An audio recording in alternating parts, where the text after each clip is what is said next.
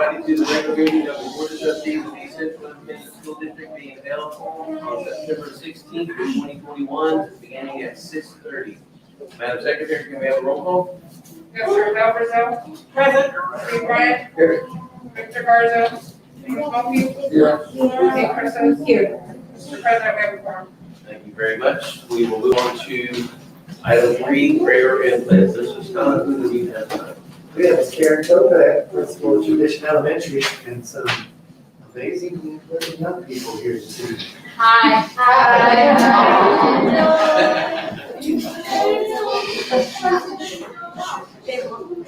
I said good morning twice already. Good evening, President Maxwell, Mr. Toscano, and the East Central School Board. We are honored to be here representing Tradition Elementary this evening. We do have some of our amazing Tradition students here with us this evening who will be saying the prayer, the pledge, and also singing You Raise Me Up by Josh Groban. So first we're going to have Tony take the time to lead us in the prayer. Please bow your heads. Dear Heavenly Father, thank you for blessing and guiding our school district this year. We pray that you continue to give us strength and to our school board, safe staff, and teachers. We thank all of them for their hard work, dedication, and love for us. Please bless them and their families as they continue their district. In Jesus' name we pray. Amen. Amen.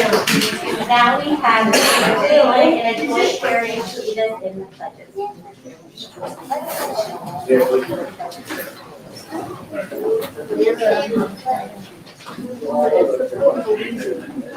Allegiance to the flag of the United States of America and to the republic for which it stands, one nation, under God, indivisible, with liberty and justice for all. I pledge allegiance to the United States, one state under God, one indivisible. Thank you.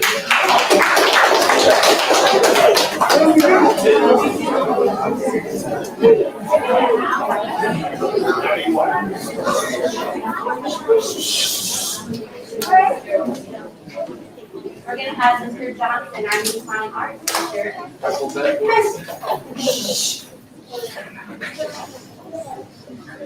All right, thank you, students. Good evening, school board. My name is Doug Johnson. I am the fine arts teacher at Tradition Elementary. At Tradition, we're working hard to engage, encourage, and equip lifelong learners. We'd like to showcase some of these amazing singers with You Raise Me Up. This evening, the following students will be here singing for you: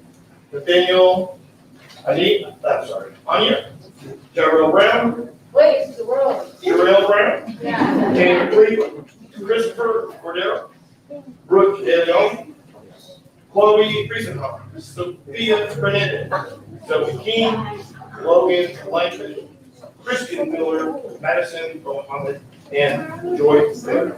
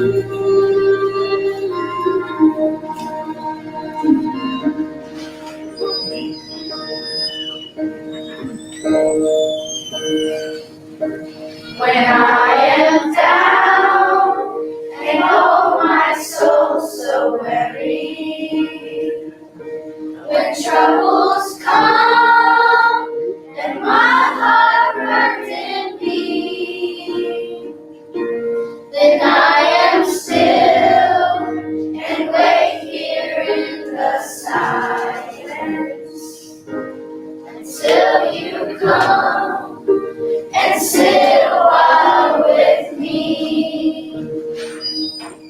You raise me up and so I can stand on mountains. You raise me up to walk on stormy seas. I am strong when I am on your shoulders. Raise me up to more than I can be.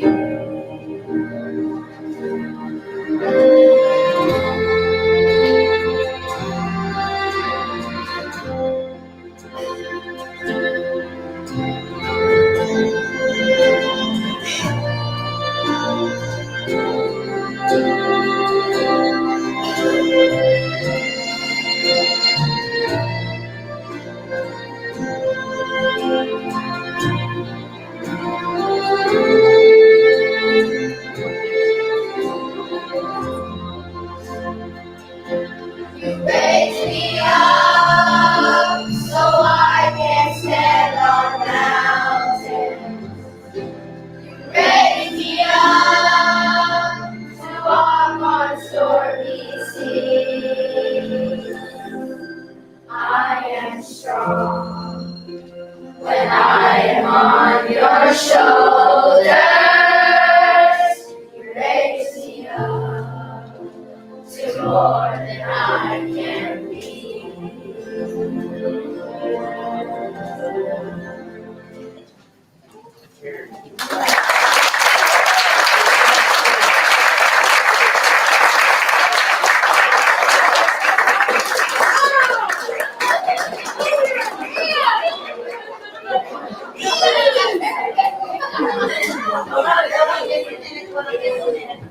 Thank you, students, for that special performance. Also, I want to say thank you to Mr. Johnson. We didn't know that when he came from the high school that he was going to have already in September be ready to bring elementary students to the school board.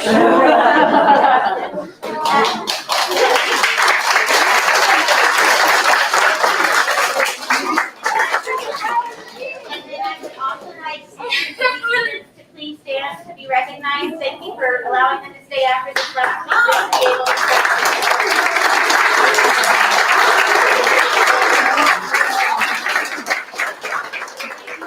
Our amazing school board.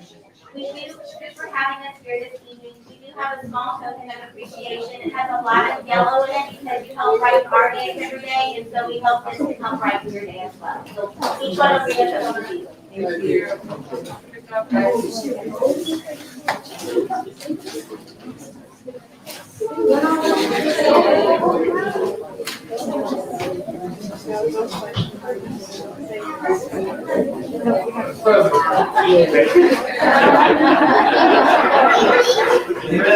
Good job, guys.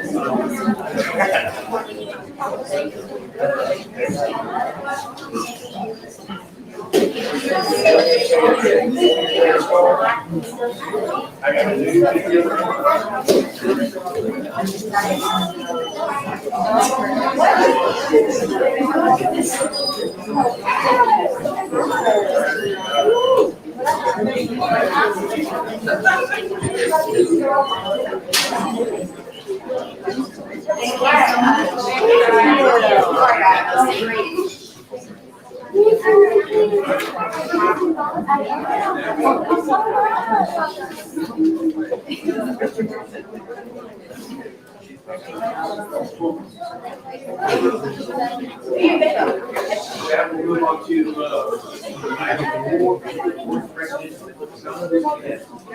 Service President, trustees, we have a couple of recognitions this evening. Some of the high school students as well as one of our STEAM PTA programs, Hillcrest Elementary School. Ms. Lois?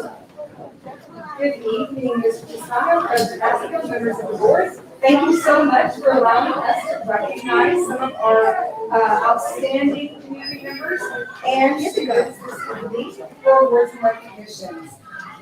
First, I would like to call up Miss Amanda Davenport, Tamika Haley, Marissa Good, and Miranda McLeland, representing the Oak Crest Elementary PTA.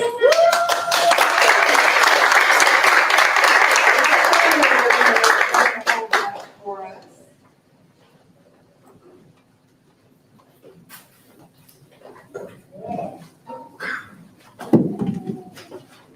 The Oak Crest Elementary PTA has been recognized as a National PTA School of Excellence.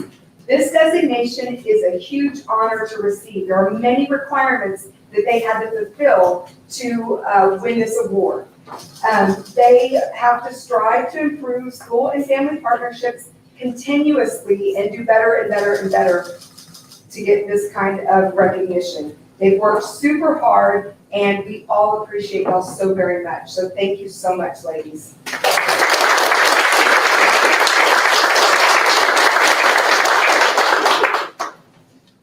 Are there family and friends here of these wonderful ladies?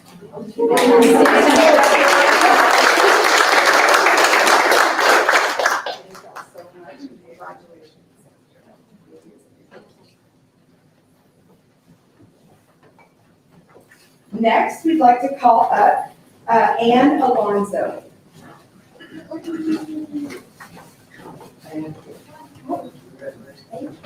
So in East Central, we really believe in that kids are growing and learning and they have lots of interests. And so we always want our students, that if they want to be involved in multiple activities, we ask our coaches and all of our sponsors to share kids, right? And so this evening, we've got a couple of students. First up, Ann Alonso. Not only is she a volleyball player, but she's also active in 4-H and FFA, and she won multiple awards at the Gillespie County Fair show. And so we just wanted to showcase a couple of our kids who are multiple participants in lots of activities. She's done an outstanding job, and we appreciate you very much, Ann.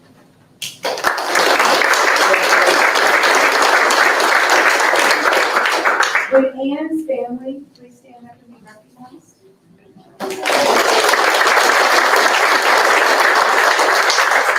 Next up, we have Emery Espinosa.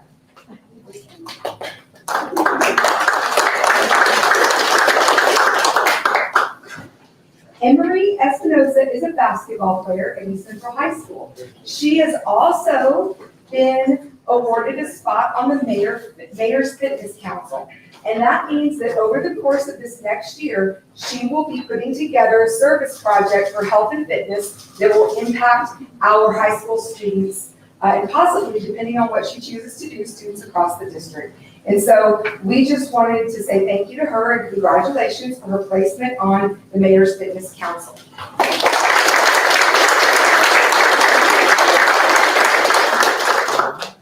Are Emery's family and maybe a coach here with her tonight? Could you stand and be recognized?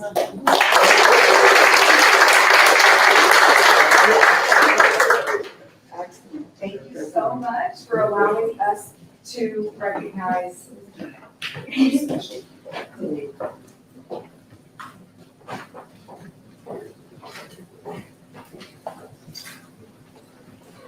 Congratulations to all. With that, we'll take a short 10-minute break. So everybody that needs to get home can get home and do some other things. But we'll take a short 10-minute break and we'll reconvene at 6:55.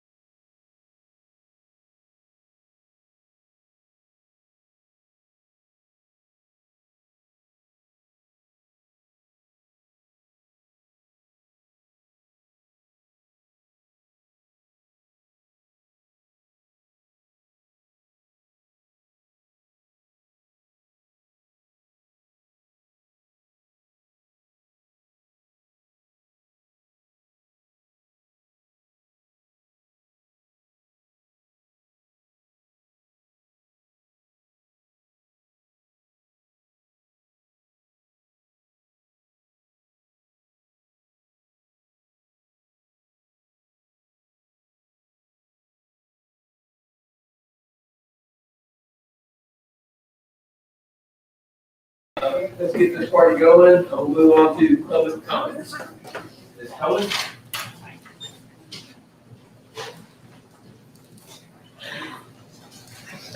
Yes, sir, Mr. Massey. We have one public commenter, Adam Salyer. Come on down.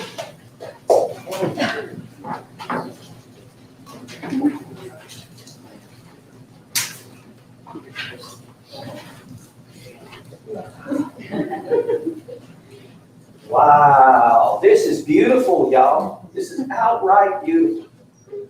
Thank you, honorable mayor, honorable colleagues throughout, I appreciate y'all. Honorable parents and kids alike, mothers, fathers, everybody, God bless you. God bless you. I'm running for state representative, District 118. Now, if y'all don't know this is a special election that's happening right now. It's crucial. I'm passionate about this. Being here today, everybody should be here. Everybody should be here to hold up these kids, each and every one of them. This is where it starts. They're brave enough to sit on the board. Thank you. God bless each and every one of them. Each and every one of you sitting here today, that means you care. That's what 118 is about. I've got Republicans that feel abused. I've got Democrats that feel abandoned. Got independents that feel like they've been left out all along. This is the time we can do one thing, and the common thread is called unite. We can unite this. This district could show a catapult for all of them. Now there's 5 people running. To give them all equal time, unfair. We got Desi Martinez, we got Ms. Farias, we got Mr. Ramirez, we got John Luan. They're all fine people. Let's get a good person in office. I'm Adam Salyer, I'm running. But I've been running all along, y'all.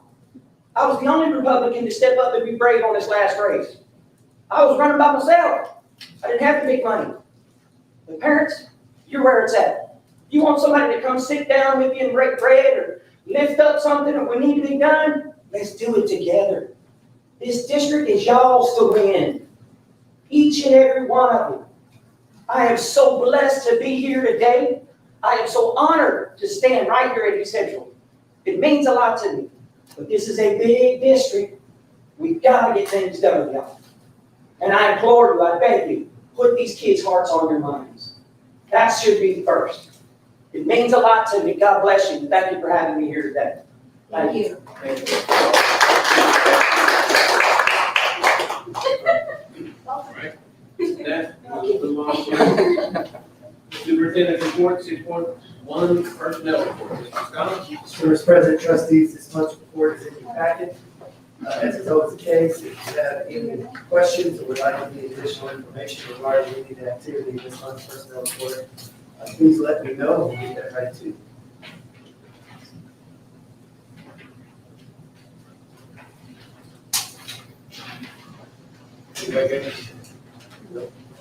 Move on to 6.2, 2021 State Accountability Report. Mr. Scott? Yes, I'd like to call Dr. Fuller and Dr. Jonathan over to the podium to provide the board with this year's statutorily required state accountability report. We followed by a couple other compliance-oriented reports that we're obligated to provide for the board on an annual basis.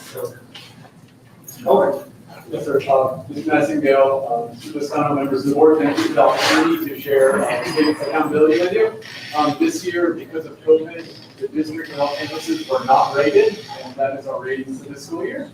And this coming school year, in the Senate bill, we will either be rated A, B, C, or not rated. And so it'll be a little different than we've seen before. And that's all I have to share about the accountability right now. Yes, sir, because of COVID, so a number of our kids were not able to test and other around the state, so they didn't think it would be appropriate to give a rating of A, B, C, that letter grade, remember that they started giving us. So they're not assigning a letter grade to any district or campuses this school year for last school year. Thank you so much. Yes, sir, thank you. And then we'll be ready to A, B, C, or what? So next year, it'll Next be, so like this current school year, so 12 months from now, based on this school year, will either get A, B, C, or not rated. So their thinking is that there's no D and there's no F, so there's no opportunity. So they kind of want to hold us harmless, so to speak, so that knowing that there's still COVID issues and that affects student learning, that they didn't want to have a punitive interest. Thank you. Appreciate it.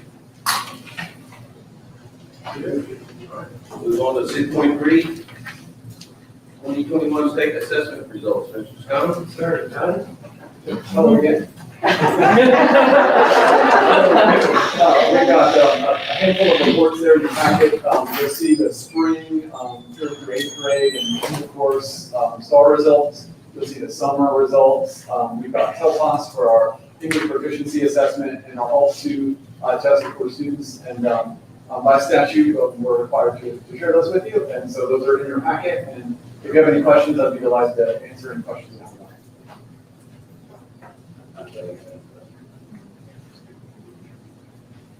We're good. Thank you. All right, for that, we'll move on to 6.4, HD3 board goals update. Mr. Scott?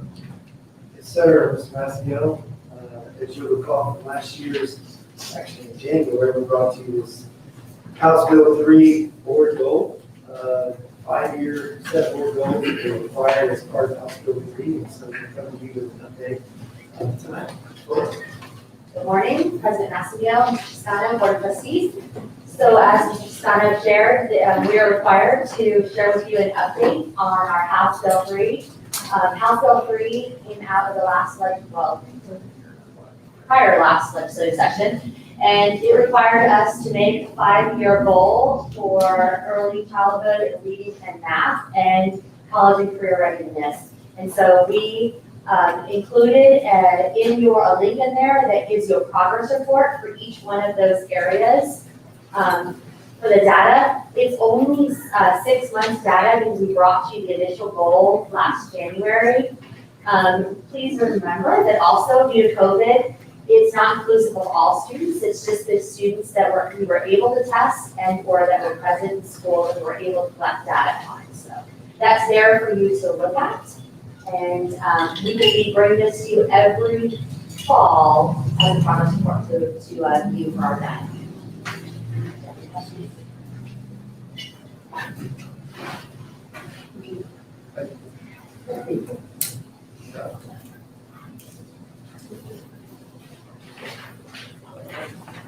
That, we'll move on to 6.5, 2021 community-based accountability report. Mr. Scott? Trustees, in your miscellaneous packet, we have a copy of a draft of this year's community-based accountability report that we are pretty close to publishing. What we're looking for from you this month is a review of this draft and some feedback from you so that we can make any adjustments for your observations and reflections and direction. Because next month we'll bring it back to you and you bless it, we want to publish it and get it out to the community. If you'll recall, we've been doing this work for several years. We believe that this represents a complete accounting of what actually goes on in our school system, in alignment with what our community expects from the school system. And so this represents a report back on each of the 7 pillars. And what we've evolved from, if you'll recall, the first year or two, it's super heavy in data. There's been a lot to all of us in the education system, within the education system. A lot of EduSpeak, a lot of acronyms, a lot of data. And the feedback we got from the community was, this is great. It tells us a whole lot more than what we're used to seeing in an accountability report. But can you unpack it for us? Can you help us understand what this really means for kids and for staff? And so the last couple of years, we've really tried to add some context to the data. And this year, fortunately, we've got a Marcom department. We packaged the data right along with some narratives about, our student performances and our staff contributions. And we tried to bring the data to life, if you will, so that anybody who reads the report gets a really good sense of the things that matter to the central community and schools and how we're progressing and the things that we're working on and the opportunities that we still have. So please take a look at it. Share the feedback that you have with me this month, and next month we'll bring it back to you for final approval, and then we'll publish it and get it out to the community through multiple channels like we do every year. very nice. I mean, how it's the layout. That has just specific information. I guess I was gonna say, I hope we captured some of this when we, presented our information from our school with the rest of the coalition of schools, for their Go Public thing. I think this is amazing. Yeah, I'm glad you said that, Ms. Brazil, because we'll also link this to our ECISD Go Public page, we'll link through the Go Public website.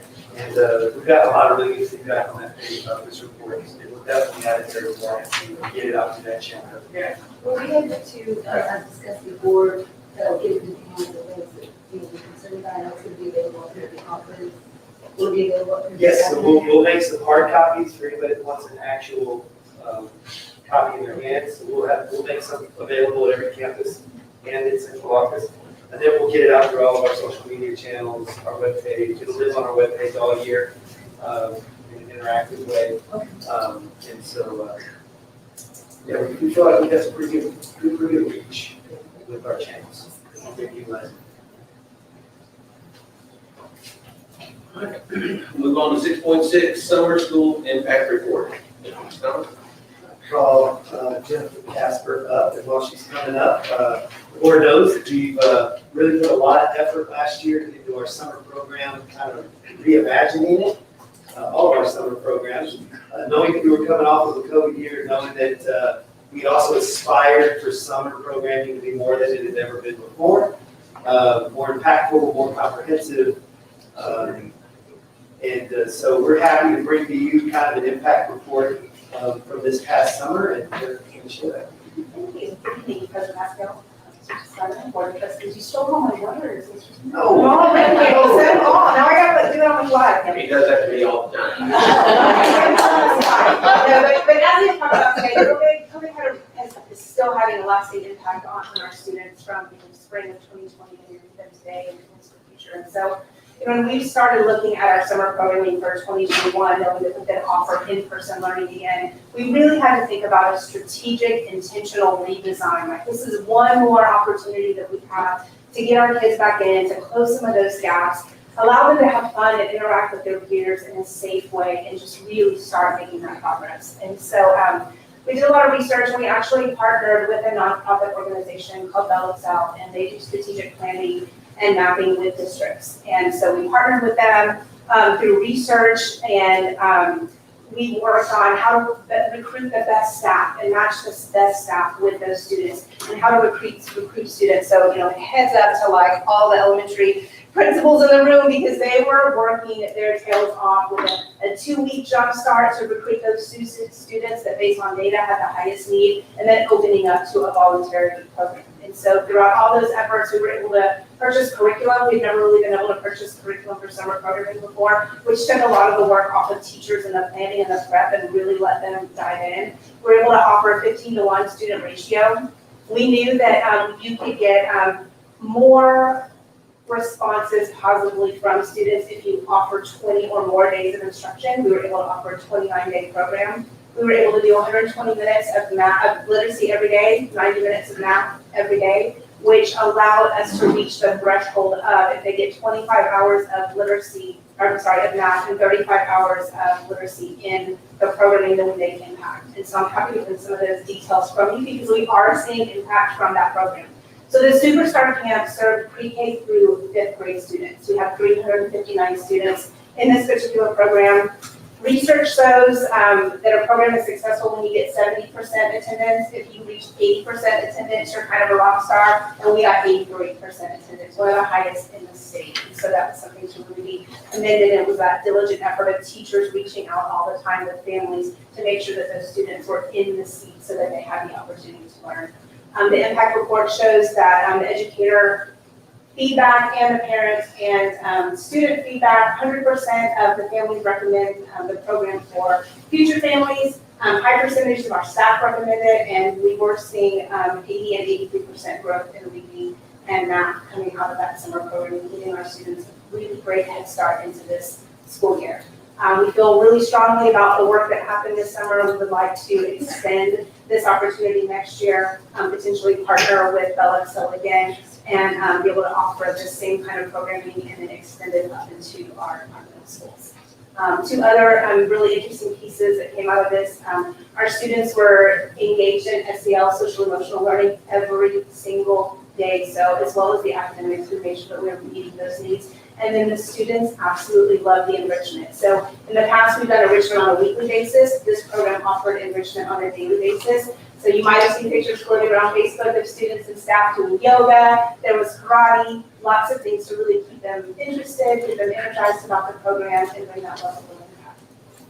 Happy to answer any questions that you might have about it. It's really awesome, and I'm excited to hear it's going to move over to the higher grades.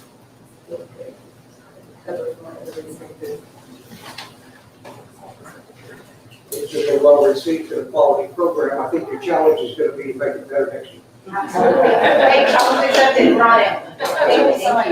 Thank you. With that, we'll move on to 6.7, Texas COVID Learning Acceleration Support Grant Award.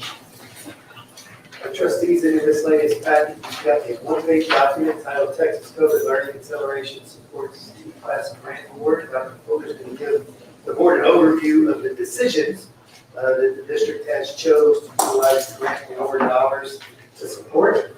But before she does, I just want to say that essentially the agency has utilized some funds that it's had available to create a one-stop grant application program called T-Class. And then within that one grant application, districts have the opportunity to make some decisions from a list of options for programming that we felt matched our needs for the utilization of these funds. And so we were awarded the grant, as Dr. Fuller will give a little more detail here momentarily. And we also made some decisions based on the options that we thought would be the best for meeting the needs in our districts. Dr. Fuller? All right, good evening again. We applied for 5 of the 10 decisions, and we were awarded all 5 of the decisions that we applied for. We had a team, a little committee that we put together to help put this together and do some decisions around what we thought would be best to help us support students and staff in the recovery for COVID. So we were awarded $1.6 million. Not all of it is direct funding, some of it's indirect, which means that some of it will be direct dollars that we'll get from TEA, but some of it will be in consultation. So much like we got, what Jennifer just said, where we got a partner that helped us redesign summer school, we will get partners that will help support us in some of these decisions to help us support us with instruction in some of these other areas. So that will be what they call in-kind supports. So those are how, some of them are direct, some of them are indirect. So decision 1 is we are currently receiving this grant this year. So it's an extension of this grant. So we'll receive this grant for the next 2 years. It's focused on middle school and high school math support and helping to support the recovery and high instruction in both middle school and high school math. So we will continue that support in decision 1. Decision 4 is new for us. It's teacher recruitment, and this is where we are able to take some of our paraprofessionals and help them be certified teachers. And so that is something new that we'll be able to offer. Decision 5 is also new to us this year, and it's creating a residency program. So it's looking at partnering with Texas A&M San Antonio and looking at our student teachers and helping them have a full-time residency here for a full year, so that they can gain a full year experience rather than just a half a year. Student teachers, they can do a full year residency with the hopes that they may stay with us for full employment. So we're very excited about that. This year, we'll have 3 residents, and then next year we'll grow to 8 residents, and then the following year 8. And so we are targeting those residents in our high needs areas so that we can help try to recruit in areas that we're having some difficulty finding staff so we can kind of grow our own. Decision 6 is tutoring. So we are going to join the vetted tutoring course. This is going to be focused specifically on elementary and upper elementary, 3rd through 5th grade. We were awarded $400,000. So we're going to be working with an outside company We have two options where they will train our teachers, or we can have outside tutors come in and help tutor our students. And so we're working with companies now, we're in the process of that right now, but that's something that we will be able to subsidize and help provide our students with additional support with tutoring. And then the last decision is decision 9, and that is an early college, P-TECH. And so this is really a planning year, and it's going to be focused on health, our health science department. And so this funds the planning year for that health science early college program, and then it moves to a grant funding from another source for the actual implementation. So we're very excited about this. All of this, we were just awarded within the last week. We have the next couple months to fill out the formal application and finalize our plans. Some of it goes into effect in January, some of it goes into effect next year. So it's kind of a phase in pending on the different decisions. Questions? I do, on the number 6, the tutoring, Yes, we have an option of training our own yes. or having it outside. What would be your process in making that decision? So we're kind of learning about it right now. Our first preference is outside. And what we do is you have to fill out a form and you make a request. And then, so we've made the request for the outside, and what we're waiting for is availability. And then we've made that request, and if that's available, that'll be our first. So we'll still have our teachers that will be able to provide tutoring. This will just supplement it, because we know that our teachers, we have a lot of need after COVID, and so we'll be able to provide smaller groups of tutoring to more students if we are able to supplement it. And so that's our goal. If not that, we're hoping that's going to be it. But if not, they also offer a specialized program where they will train your tutors on how to effectively offer tutoring. And so there's 2 different pathways that you can go. We could potentially do both, and we put in for both, and we're hoping to see what we get. Thank you very much. Sure. I have a question on that decision for. Yes. What is the criteria for these paraprofessionals to get a certification? Is that through the state or who's it through? Could you give me a little bit? Tutor certification? Yes. So they would be able to get a teacher certification. And so they would go through a teacher prep program. Through the district? So the district would, they would have to go through an authorized provider that we would choose. So we would partner with an authorized provider that we would, that the grant would offer. And I think are we doing Texas A&M San Antonio? Yes. Texas A&M San Antonio is who we're choosing as our authorized provider. And then, so they would go to them and we'll pay for it through the grant for them to be able to participate in the program. That's great.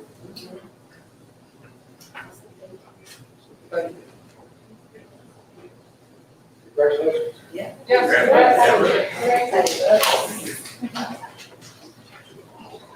We'll move on to 6.8, upcoming events. Sorry, miscellaneous package trustees, in your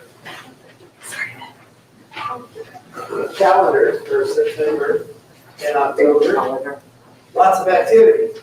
As you can see, a couple of things I want to point out to you is that the Tacit Tasking Convention begins on the 23rd, next week in Dallas. The 20th, 21st, and 22nd, the district leadership team, who's in year 1 with the Holdsworth Center in Austin, will be in Austin, the second training of the year. You'll also see in kind of that salmon colored box throughout both months are the schedule for our presentations throughout the community. Also in your miscellaneous packet, I know you received it in email, but I also thought that in case you wanted to put one on your refrigerator, there's a hard copy of the schedule of our presentations.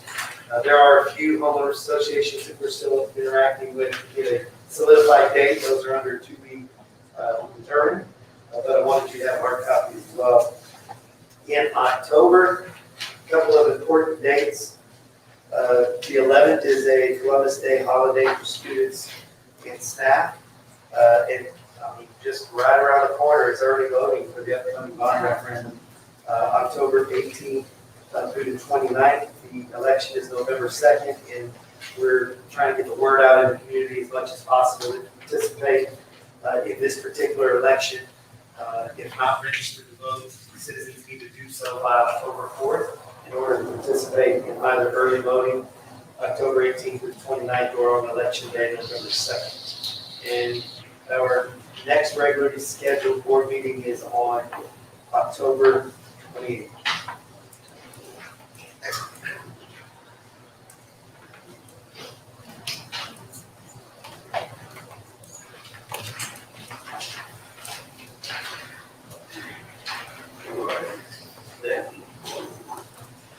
Move on to the action agenda.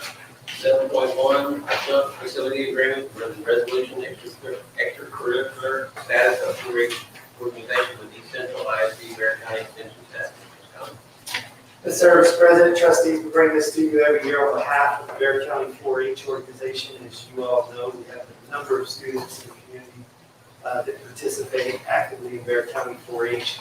This particular resolution will authorize the listed individuals who qualify to be adjunct employees of the district because they have a degree and they participate in the teacher retirement system. And so essentially our students are participating in 4-H activities and they are under the direction of any of these individuals. With the board's passing of the resolution tonight, it would be considered a school activity for attendance purposes. So I'll be happy to answer any questions the board might have. All right, we have a recommendation from the superintendent to approve the Bear County 4-H be approved as an extracurricular activity for purpose of the youth participation in projects, events, and activities. Do I have a motion? I have a motion from Mr. Steve Bryan, a second from Claudia Barrientos. All in favor? Aye. All opposed? Motion carries. Item 7.2 will be removed from the agenda. That takes us to the consent agenda. Would anybody like to have anything from the consent agenda? Mr. Massengale, I just wanted to make a notation on the record. Item 8.5 is correction on the 2021 tax rate, not the 2020 tax rate. So just for the record, Cameron, you could just make a notation and we'll type over there. Let that be noted. Do I have a motion to approve the consent agenda as presented? I have a motion from Malik Reeses. Have a second? Have a second from Steve Bryan.